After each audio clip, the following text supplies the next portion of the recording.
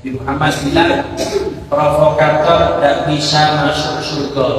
La yadkhulul jannah namam, dilarang masuk surga. Tiang orang yang suka minta omongan. Dia omongan sini bawa ke sana, omongan sana dia bawa ke sini. Sore, kenapa? Nasiku sampean ngeten. Ya, ini namanya yang datang kepada saya namanya provokator, bukan konco saya. Datang ke saya, misalnya sampai katanya bapak itu begini. Ini datang sama saya bukan teman, bukan provokator. Bukan saya bukan anak buah penjahat. Kalau bisa laporkan polisi. Nanti kembali.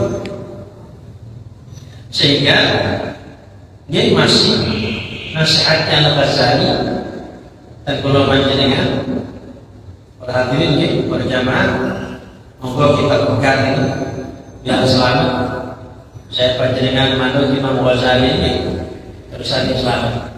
Kalau pikirannya kita khawatir tersesat, khawatir yang kita ikuti hawa nafsu kita, akhirnya nanti tadi katanya Allah itu tersesat. Kenapa terus Imam Ghazali harus setiap orang yang didatangi oleh orang lain dengan bawa omongan 6 perkara. Ada orang datang sama saya, misalnya sampean terusin bapak fulan itu ngenten. Maka bagaimana sikap saya? Apa yang saya harus lakukan? Tas Gundi yang harus saya lakukan apa? Berterima kasih semacam ini. Sampean mata saya, sampean konco saya. Terus setelah semua dikasih uang dan duit hadiah. Yang ketiga dikasih promo, demonter dapat malik apa seperti itu?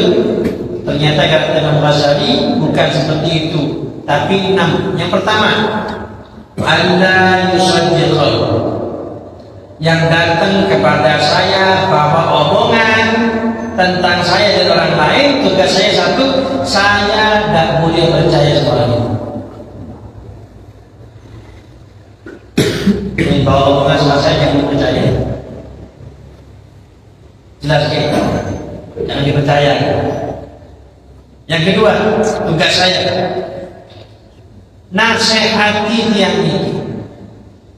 Misalnya sampai terus si bapak ini itu harusnya saya ngamuk sama bapak itu. Sampai yang mungkin bawa omongan sama saya. Tidak boleh sampai namanya provokator. Maksud rokok itu sampai. Itu saya harus seperti itu. Jangan setuju. Wah, harus setuju. Itu bukan musyawarah, ini keputusan mufakat, tidak bisa diganggu. Enggak. Langsung sampai tidak boleh seperti itu. Sampai merusak hubungan saya sama bapak itu. Saya salahin hubungan saya sama bapak itu tidak ada apa-apa. Gara-gara canggung sampean bisa ngomong kasar bapak. Yang ketiga tugas saya benci kepada orang ini karena Allah. Dia sedang bermaksiat. Harus benci sama dia karena Allah. Kenapa maksudnya karena Allah? Seandainya setelah saya nasihati terus orang ini minta maaf, tobat, hilangkan kebencian saya kepada orang ini. Kan tidak boleh seperti itu. Sampai merusak hubungan saya. Terus begitu sementara saya tobat terus Allah, itu bencinya saya hilangkan. Ini Pak, pada selamat Pak. Jangan dipercaya, nomor 1. Nomor 2, dinasihati, jangan sampai seperti itu. Yang ketiga, saya harus benci sama orang ini karena Allah. Yang keempat, saya dilarang berprasangka jelek dengan orang yang dilaporkan. Tidak boleh berprasangka jelek. Terus kertas di sini. Oh, ternyata waktu itu Enggak bisa namburi nyokok. Nah itu kretek di hati tidak boleh seperti itu. Dan itu berdosa terhadap orang. Sebagaimana hadis yang saya disampaikan, al-muslim haramun maluhu wa ilmuhu wa damuhu wa ayyusa'a bi-dhanni. Orang Islam itu haramnya 4. 1, darahnya. 2, kehormatannya dicemarkan. 3, hartanya diambil. 4, haram orang Islam disangka jelek. Saya berprasangka jelek sama panjenengan tidak boleh, panjenengan berprasangka jelek kepada saya tidak boleh. Kenapa? Saya panjenengan adalah orang Islam. Tidak boleh berprasangka jelek. Tak jelas ini masih kabar. Saya dilarang berprasangka jelek tentang tiang ini. Tidak boleh. Jadi tugas saya mengontrol hati saya. Kalau kerentak hati dari semua orang itu langsung istighfar. Tidak itu masalah sama saya. Yang lama yang bawa kabar terus saya begitu. Yang hidupnya sehat walafiat. Yang kelima, tugas saya setelah mendapatkan kabar dari orang yang saya marahi tadi, yang saya nasihati tadi, yang harus saya benci karena Allah. Tugas saya yang kelima, apa? Jangan saya cari-cari kabar untuk ngecek benarnya kabar orang yang bawa kabar kepada saya. Tadi bawa kabar kepada saya, kan harus saya marahi, saya harus benci. Terus saya tidak usah suruh orang lain coba dicek benar dari kabar yang lain. Betul dan itu pula ngomongkan seperti ini tentang saya. Tidak usah memang saya. Tidak usah. Kadang-kadang orang ini tambah seperti itu tambah rumput itu. Tambah dagang. Beritanya tambah banyak. Beritanya 1 jadi 7, 7 jadi 11, 11 jadi 20, tambah akhawatu wal umatu wal ulim. Jangan cari-cari kabar.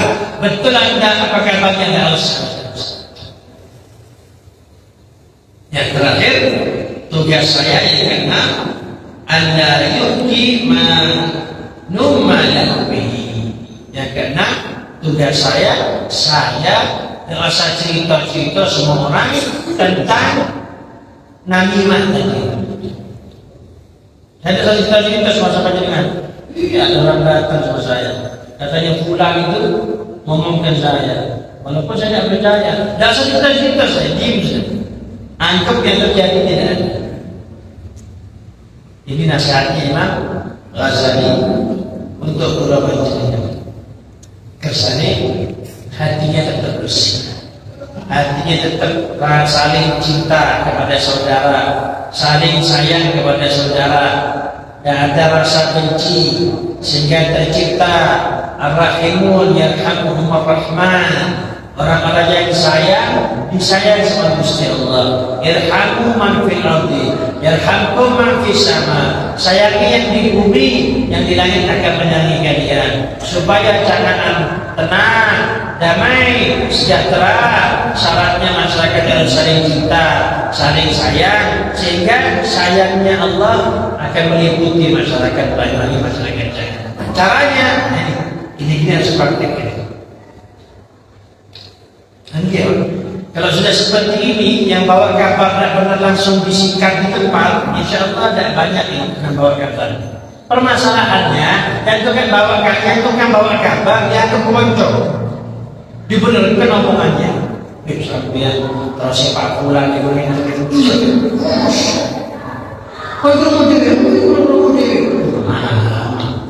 Cek tambah selalu tuh kanan. Selesai. Resep Imam Ghazali, dawuhnya Imam Ghazali. Yang Al-Ghazali ini berarti orang ini termasuk ulama yang disebutkan rajanya ulama Al-Ghazali. Sebagaimana rajanya para nabi, Nabi Muhammad. Rajanya Ghazali, rajanya ulama, Al-Ghazali. Seluruh ulama Ahlus Sunnah wal Jamaah dimanapun saja berada pasti menjadikan kitabnya Al-Ghazali kitab pegangan. Di antara yang terkenal Ihya Ulumuddin, Minhajul Abidin, Bidayatul Hidayah, dan masih banyak. Dan melahirkan orang-orang hebat dari ajarannya Al-Ghazali. Semoga Allah berikan manfaat kepada kita semuanya. Barakah Imam Ghazali, barakahnya para ulama, yaitu dengan mengikuti nasihat mereka. Tak gampang ini, tapi semoga saya panjang digampangkan oleh Allah Subhanahu wa Ta'ala. Sehingga Al-Imam Asy-Syadzili beliau juga berkata semakna dengan Al-Ghazali. Al-Imam Asy-Syadzili juga ulama yang terkenal yang wiridnya selalu dibaca. Apa kata beliau? Idza naqala ilaika ahadun kalaman an sahibin lak faqul lahu ya hadha ana min suhbati akhi wa muddihi ala yaqin wa min qawlika ala ghanin wa la yutraku yaqinun bi ghanin. Kata Imam Syadzili, beliau berkata, apabila ada satu orang datang kepada kita membawa omongan tersebut katanya dia dari teman kita. Omongan itu katanya dari teman kita, ngomongkan jelek kita. Maka kita diperintahkan oleh Imam Syadzili untuk ngomong sama yang bawa omongan ini. Apa omongan kita? Mas, Pak, saya sama fulan, saya sama bapak itu koncoan, yakin koncoan. Sedangkan omongan panjenengan ini tidak yakin saya. Dan sesuatu yang yakin tidak akan saya tinggalkan untuk sesuatu gara-gara sesuatu yang tidak yakin. Saya koncoan sama bapak itu yakin, tidak ada masalah. Gara-gara omongan sampean yang tidak meyakinkan saya, masa yang yakin mau saya tinggal gara-gara sesuatu yang tidak yakin?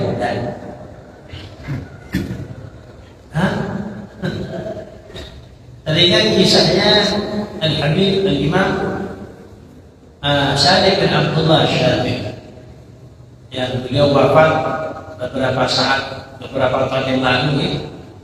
Beliau disebutkan ulama hebat, waliul min awliyaillah. Beliau didatangi satu orang. Orang ini ngomongkan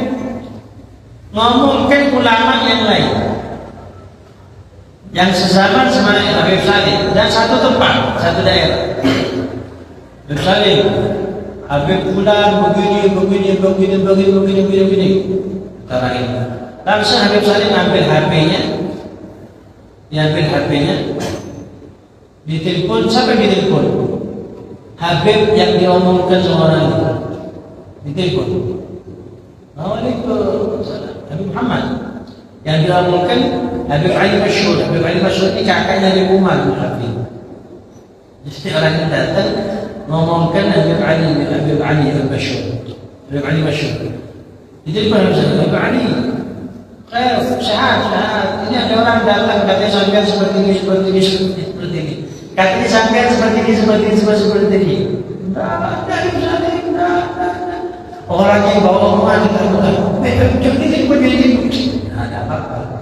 Nah, ada apa? Akhirnya ini pamit terus pulang.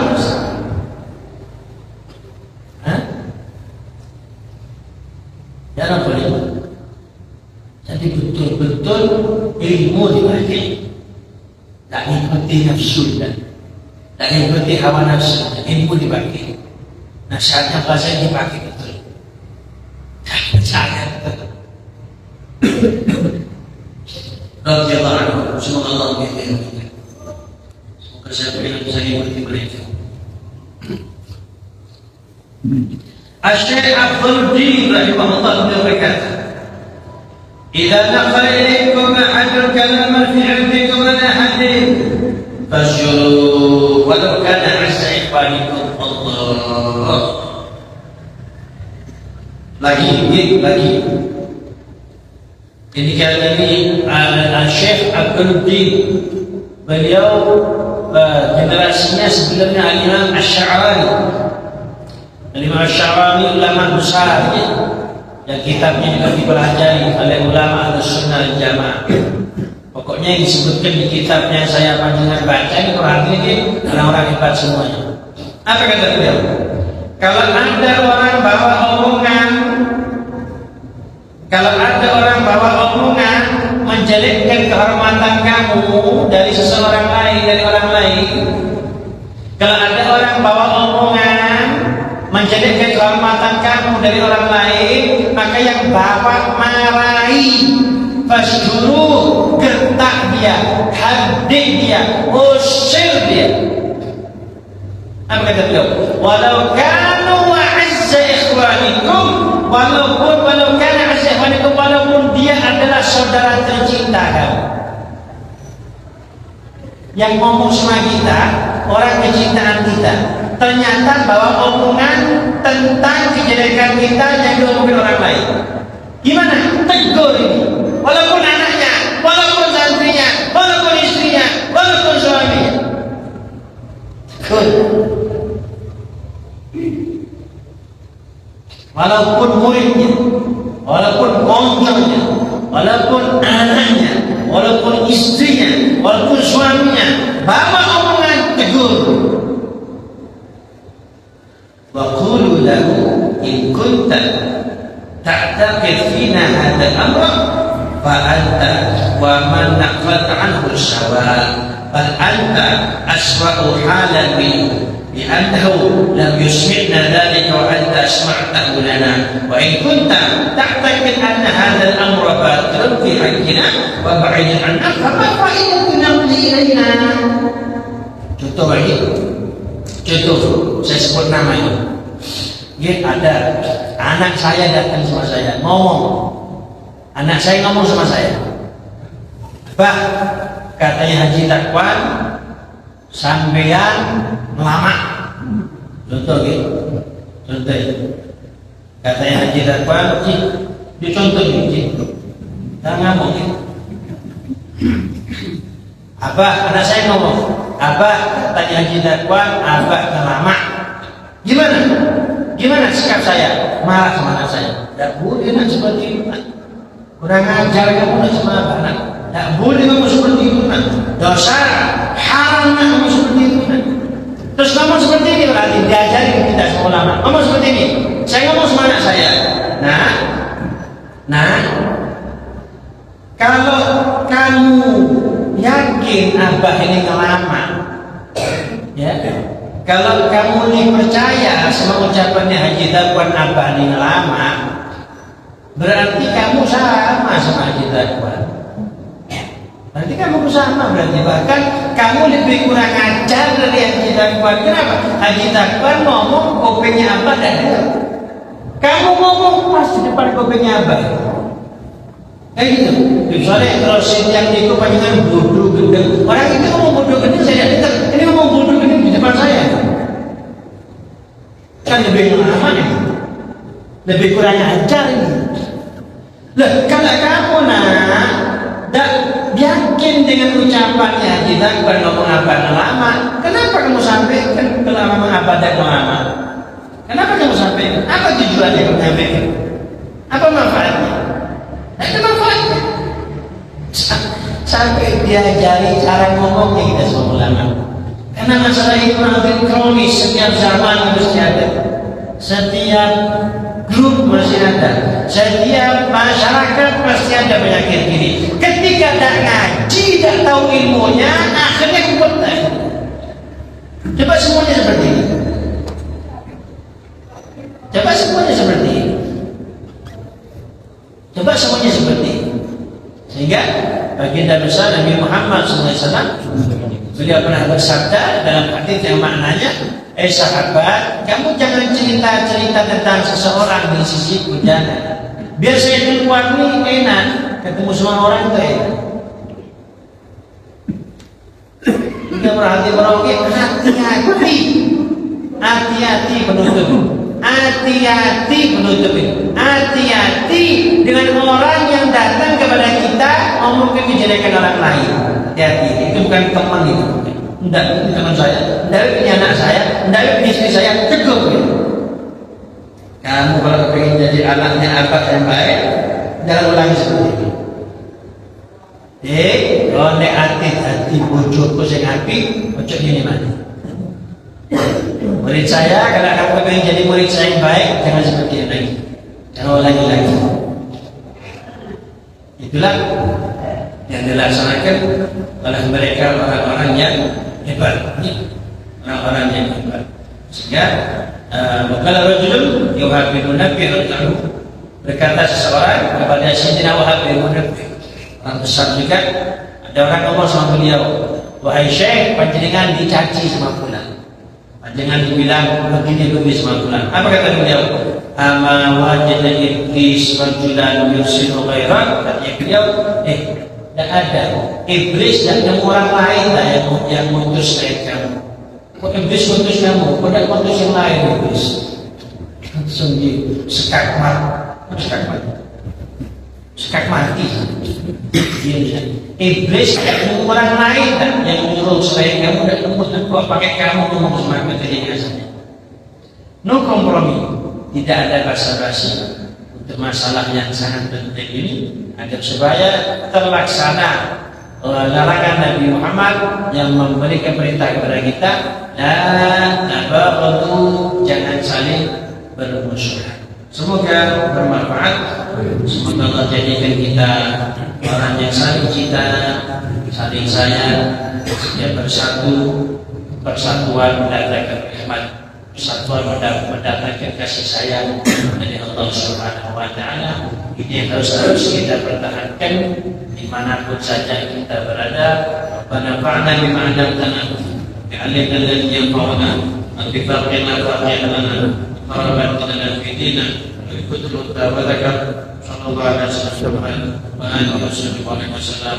Alhamdulillah rabbil alamin. Bismillah.